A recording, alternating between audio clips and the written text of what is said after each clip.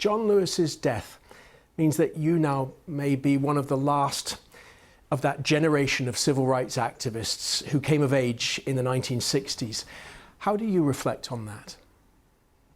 Well, in some ways it's getting lonely. Sometimes you really can feel the sadness in this loss, but we were very fortunate to be able to have walked the earth with people like John Lewis. So fortunate to have been able to see his example firsthand and understand what he was talking about. And his whole concept of good trouble really is something that has endured and has been an example for civil rights activists ever since he first started talking about it. How have you practiced good trouble in your own life? Well, I try to speak out when it's necessary. Most recently, there's been some really crazy statements by some of my fellow citizens about Jewish people that could not be ignored, and I had to say something about it. So I wrote an article about it, and I've gotten some criticism, but I'm glad I spoke out. In a time like this, one marginalized group cannot fail to support any other marginalized group because we're all treated the same way. In the late 1960s, when you were a young man, did John Lewis influence the decisions that you made? Well, certainly. I just a couple of years ago, I got a chance to meet Mr. Lewis and shake his hand, and it was such an emotional moment for me. It was one of those things that you say you hope at some time in your life you get to meet someone like him. So his example is gigantic. He will endure as a hero. And what you just mentioned in the lead up to the segment about naming the bridge for him, that would be so appropriate. I hope that's something that happens. Is America an easier place for you in 2020 than it was, say, in 1970 when you were starting your basketball career?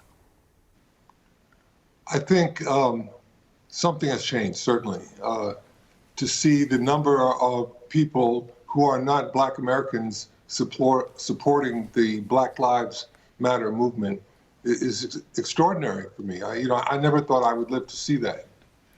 So the fact that now people can understand how systemic racism is such a negative, corrosive force in the lives of people of color, if they can see that and now understand that, maybe we can reach some solutions. So I'm very hopeful in that sense, because it's about time that we got to where we can make the words of the founding fathers a true reality.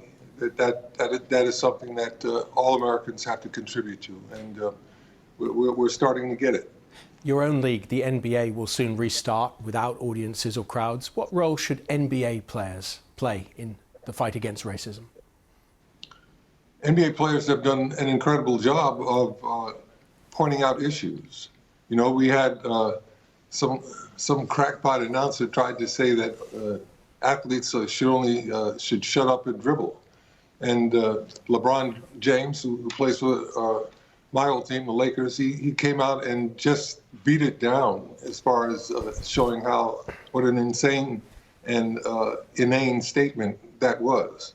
And his leadership has really been infectious. We have other athletes like Colin Kaepernick who brought up the issue of police violence several years ago and really paid a price for it. But these are athletes.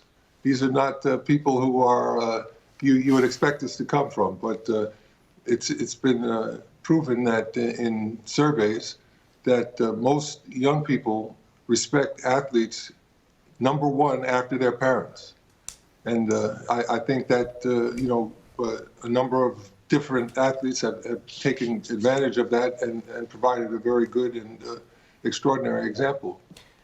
Kareem Abdul-Jabbar, thank you so much for speaking to BBC World. Nice talking to you. Thank you.